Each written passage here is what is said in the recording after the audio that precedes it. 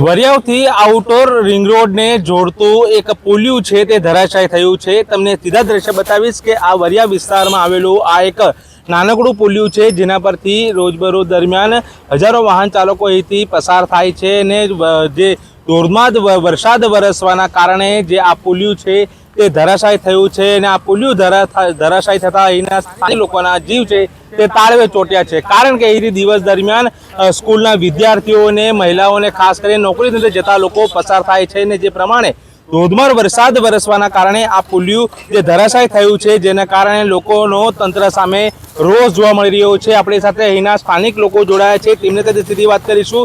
તમારું નામ જણાવો અને આ પુલિયું કઈ સ્થિતિમાં હાલ તમને જોવા મળી રહ્યું છે? કિરીટ પટેલ મારું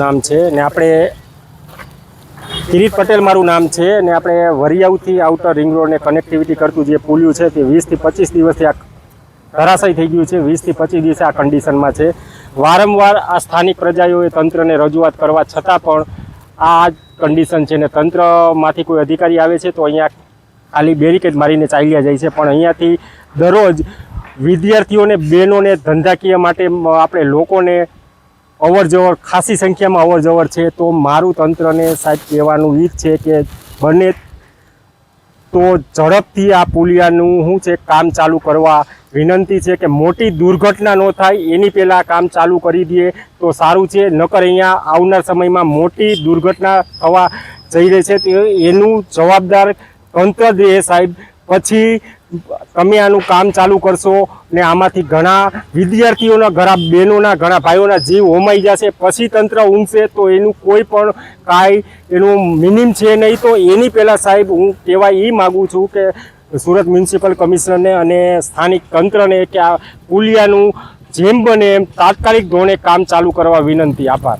20 દિવસથી આ પુલ આ પ્રમાણે જર્જરિત હાલતમાં છે અને મહાનગરપાલિકા બેરિકેડ મૂકે તો પણ લોકો અવર જવર કરી રહ્યા છે, કેટલું જોખમ?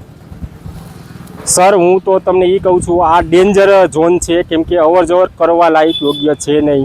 પણ મારું કહેવાનું એમ છે કે અહીંયા જે વસતા સ્ટુડન્ટો, બહેનો અને ભાઈઓને મુસાફરી કરવામાં બહુ અગવડતા થાય છે, એને હિસાબે એમને બિચારાઓને અહીંયાથી અવર જવર કરવી પડે છે। એમ કે સામેની સાઈડમાં રિંગ રોડ છે ને રિંગ રોડ ઉપર ટ્રાવેલિંગ કરવું વિદ્યાર્થીઓને જોખમી બને છે, એટલે અહીંયાથી અવારનવાર પબ્લિકોએ તંત્રને રજૂઆત પણ કરેલી છે, પણ છતાં તંત્ર ઊંઘમાં છે।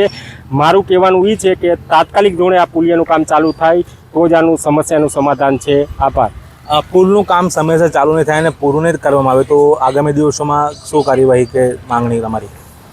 જો હું તો તંત્રને એમ કહું છું કે પુલનું કામ આવનાર સમયમાં સાહેબ ચાલુ કરવામાં નહીં આવે તો અમે અમારી આગળની જે રણનીતિ છે એ અમે રણનીતિ આગળ વધારશું ને જન સમર્થન સાથે અમે મ્યુનિસિપલ કમિશનર પાસે જઈશું ને તંત્ર પાસે પણ જઈશું। ચોક્કસથી એ પ્રમાણે સ્થાનિકોના જણાવ્યા અનુસાર 7 જુલાઈના રોજ જે પ્રમાણે જે અતિ ભારે વરસાદ પડ્યો હતો અને ત્યારબાદ જે આ પુલિયું છે તે ધીમે ધીમે ધરાશાયી થવાનું શરૂ થયું હતું અને ત્યારબાદ મહાનગરપાલિકા દ્વારા એ બેરિકેડ મારી દેવામાં આવ્યા હતા અને આ જે પુલિયું છે તે બંધ કરી દેવાયું હતું વાહન ચાલકો માટે।